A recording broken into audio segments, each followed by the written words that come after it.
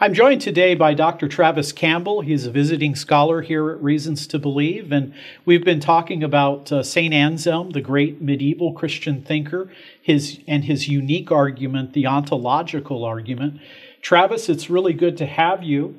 I want to talk a little bit more about the ontological argument. To me, it seems very different than most of these traditional arguments. I mean, with the cosmological argument, there's a beginning, therefore there must be someone who began the cycle. Or with the teleological, there's design, there must be a designer. This ontological argument seems kind of a different species of argument, if you will. Yeah, there are four types of argument for God in natural theology. There's the ontological argument, which reasons from the idea of God to the reality of God. The cosmological argument, which reasons from finite effects in the world to a supreme cause of the world. There is the teleological argument, also known as the design argument, which reasons from design in the world to a designer of the world. And then anthropological arguments, which basically reasons from the image of God in humans to the image maker, or God himself. And so the ontological argument is contrasted with them in the sense that all of these other arguments are a posteriori in character, meaning that they are posterior to experience. After experience. Or, yes. Or from experience. From experience, after experience. In other words, in the cosmological argument, you look at a fact that I'm experiencing, namely, for example, the universe had a beginning, and you infer that it has a cause. But notice that we never left the realm of concepts when we looked at Anselm's argument.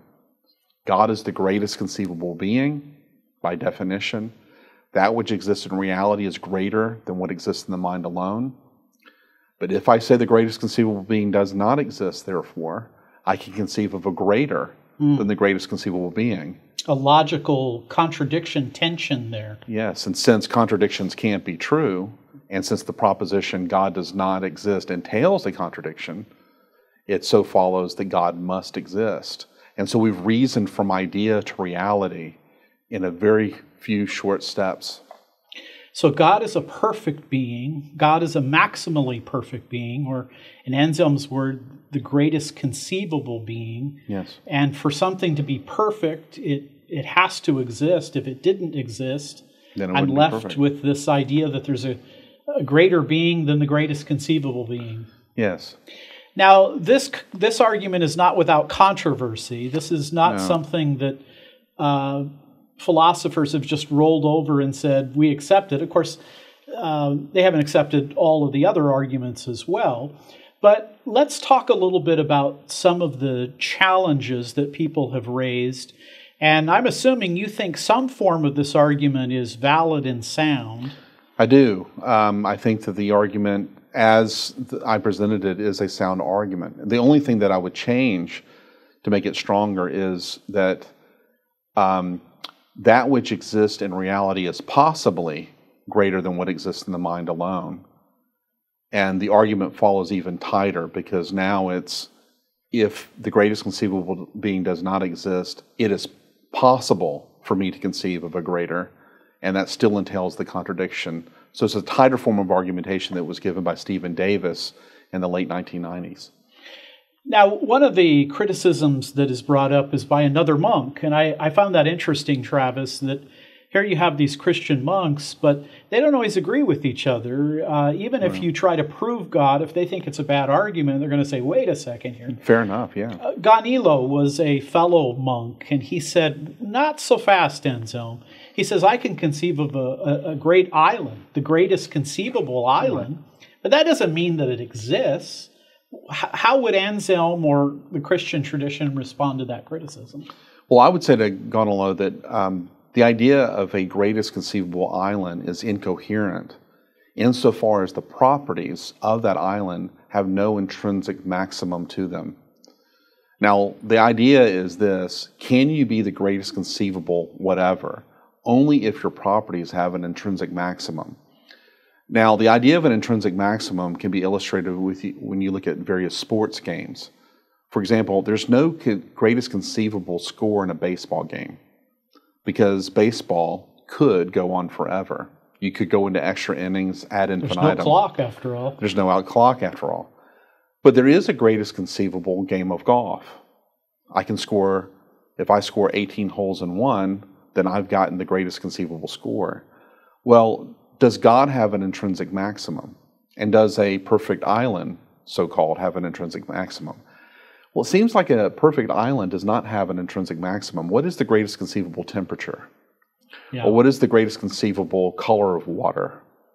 Or the color of the trees, as Gonolo suggested. It just doesn't seem that there's such a thing as a greatest conceivable island that's even conceivable, and therefore the idea itself is incoherent. But the idea of a greatest conceivable being, one who is, for example, omnipotent, is a being whose properties have an intrinsic maximum. You cannot be more powerful than the all-powerful being. You cannot be more knowing than the all-knowing being. And you can't be better than the morally perfect being. So the finitude of the island versus the infinite, eternal, maximally perfect nature of God, yes. There's a real difference. Yeah, the common way of attacking the ontological argument is to try to parody the argument by showing I can use that form of reasoning to prove anything. And so we have ontological arguments for the devil. We have ontological arguments for the perfect island. But none of those concepts carry within themselves an idea of necessity. Yeah. There's no intrinsic maximum to them, Okay. nor can they be considered necessary beings. And for that reason, I think that God can be argued for in a way that other things in our reality cannot be argued for. I can never prove that Travis Campbell exists merely from the idea of Travis Campbell. But isn't it something like God to be such that the very idea of him proves his reality?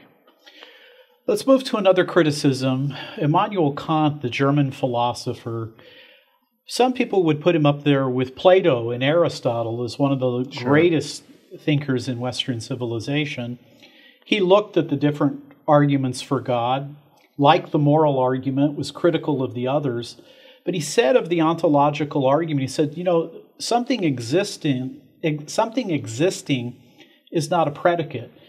Moving from this idea of something is greater in reality than merely as an idea, he says, existence isn't a predicate. It doesn't add anything to it. How do you work through that criticism?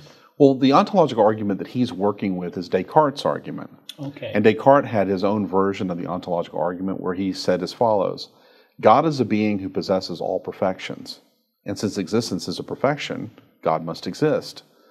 Well, I've never been convinced by Descartes' version of the argument. French Christian philosopher, a mathematician who comes considerably later than Anselm. Yeah, Descartes would be considered the father of modern philosophy. He dies around the year 1650, and Kant dies around the year 1804, so Kant's flourishing 100 or so years after Descartes. Okay.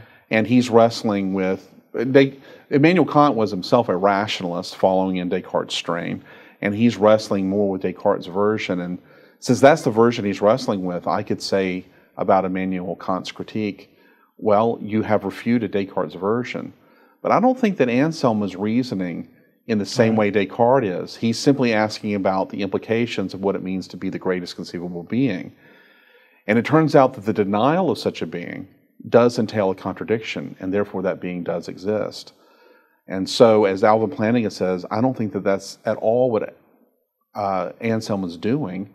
And so in a way, we can kind of thank Immanuel Kant for refuting a bad version of the ontological argument, but go on to accept one of the other versions inspired by Anselm himself. So we've got Christian philosophers today. Alvin Plantinga, one of the leading Christian philosophers in the world, he thinks a version of Anselm's argument is logically sound. Yes, Alvin Plantinga, Stephen Davis, William Lane Craig are all proponents of the argument. Most of those who come from the Thomistic tradition, because Thomas Aquinas himself rejected the argument. He did. So you have guys like Norman Geisler or Reginald Garrigou-Lagrange and others who would say, no, in order to prove God's existence, you must go through the a posteriori. You must reason from experience to the reality of God. I am a big fan of Thomas Aquinas, and so I would be one of those curious Thomistic types who disagrees with Thomas at that point and thinks that, no, there's some versions of the ontological argument that are sound.